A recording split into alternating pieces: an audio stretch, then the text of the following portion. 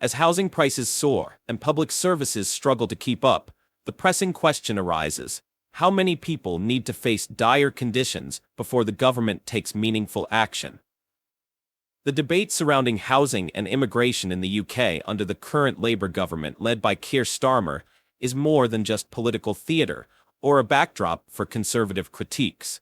It's a real issue affecting millions, with significant implications for individuals and communities across the country. This analysis will delve into the realities of the UK's housing crisis and immigration issues, exploring why the government's response seems insufficient in addressing these critical challenges. The narrative surrounding the housing crisis in the UK presents a troubling reality. Official statistics reveal that over 280,000 people in England are estimated to be homeless, highlighting a significant disconnect between the available housing and the needs of the population. This crisis is exacerbated by a persistent shortfall in new home construction, hindered by bureaucratic delays and a rapidly increasing demand that outstrips supply. The Labour government, under Keir Starmer's leadership, has set ambitious targets to address this issue. They aim to build 1.5 million new homes within the next 5 years, translating to 300,000 homes per year. On the surface, this initiative appears robust and forward-thinking. However, when examined against the backdrop of a steadily increasing population, significantly driven by ongoing immigration, doubts arise regarding the adequacy of these measures. The housing objectives set by the government, although admirable in their aspiration, confront significant real-world obstacles. Many people of the UK find themselves priced out of both the rental and property markets due to the disparity between rising living expenses and sluggish pay growth. Furthermore, the strain on public infrastructure and services, such as transportation and healthcare, exacerbates the challenges that communities around the country confront. This situation not only impacts those directly struggling with housing, but also destabilizes the broader socio-economic landscape of the UK.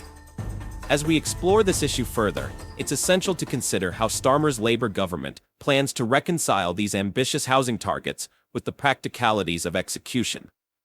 Are there enough resources, manpower, and suitable land to meet these goals?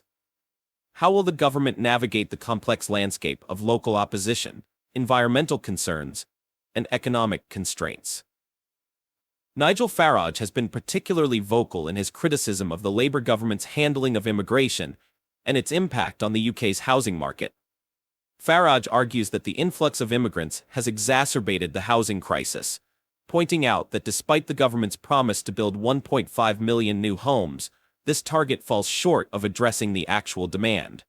According to Farage, the shortfall in housing is not merely a failure to keep up with population growth, but a result of mismanagement that affects the quality of life for everyday Brits. Farage highlights the issue by suggesting that the continuous increase in population due to immigration requires building a new house every few minutes, a pace that current government policies are struggling to achieve. His frustration is evident as he contrasts the current administration's approach with previous administrations, which he claims were more effective in controlling borders and managing population growth. Farage's critique extends to the broader implications of these policies, suggesting they lead to increased rents, overburdened public services, and growing public dissatisfaction. The Labour government, led by Keir Starmer, has outlined specific goals for addressing the interconnected problems of housing and immigration.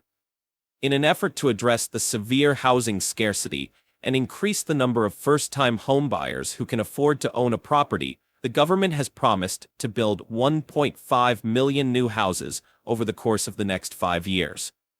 This lofty goal is a component of a larger plan that also includes enacting planning changes to hasten the development of dwellings and improving infrastructure to facilitate community expansion. But there are significant differences between the goals of these policies and their actual results. Though admirable in intent, the aims are not realistically achieved because of persistent issues such as local resistance, postponed planning, and logistical construction difficulties. Moreover, the housing policy falls short in addressing the intricacies brought about by consistent immigration, which keeps straining the supply of affordable homes and infrastructure. The government's approach to immigration is designed to be balanced, focusing on attracting skilled workers while managing overall numbers. Yet, the reality on the ground reflects a struggle to integrate this policy effectively with housing needs. As the pace of housing development fails to keep up with the rate of population increase driven by both immigration and natural growth, it becomes evident that Starmer's government has not adequately addressed the interdependencies of immigration and housing in actionable strategies. Let's examine the figures to comprehend the impending pressure on housing and public services. The UK's net migration for 2023 was around 672,000, meaning that a large number of individuals entered the country, then departed. The Office for National Statistics estimates that 1.2 million persons moved to the UK overall in that year. The estimated 6 million new faces that the UK is likely to see if Keir Starmer serves a full 5-year term in office until 2029 is calculated by multiplying the yearly immigration rate by the number of years he is scheduled to serve. To keep up with the population growth, a new house would need to be built every few minutes. The population is increasing annually by an amount equivalent to that of a small metropolis, although the rate of building is now far slower. The need is not limited to homes, it also includes roads, hospitals, and schools. The UK would need to build 6 million new houses in 5 years to handle this spike if present trends continue, which is an ambitious aim that previous historical data shows is unachievable. Recent years have seen fluctuating but generally lower numbers of house completions. For example, in the 2016-2017 period, around 184,000 homes were completed in England. While this was an improvement from previous years, it remained below the pre-recession peak of 200,000 homes completed in 2007-2008. Even considering total UK figures, including England, Scotland, Wales, and Northern Ireland, the numbers remain insufficient. Achieving a target of 6 million homes in 5 years would require building at a rate significantly higher than any recent historical precedent. Faced with critiques from Nigel Farage and others, the Labour government has been striving to respond effectively. Farage's proposals include stringent measures aimed at tightening the UK's immigration policy, such as exiting the European Convention on Human Rights, ECHR, and ensuring no illegal immigrants can settle in the UK. Specific actions proposed by Farage include returning migrants who arrive via small boats directly to France and processing asylum seekers offshore if they come from countries deemed safe. A notable structural change suggested by Farage is the creation of a new Department of Immigration, tasked with implementing a freeze on non-essential immigration to safeguard UK culture and identity.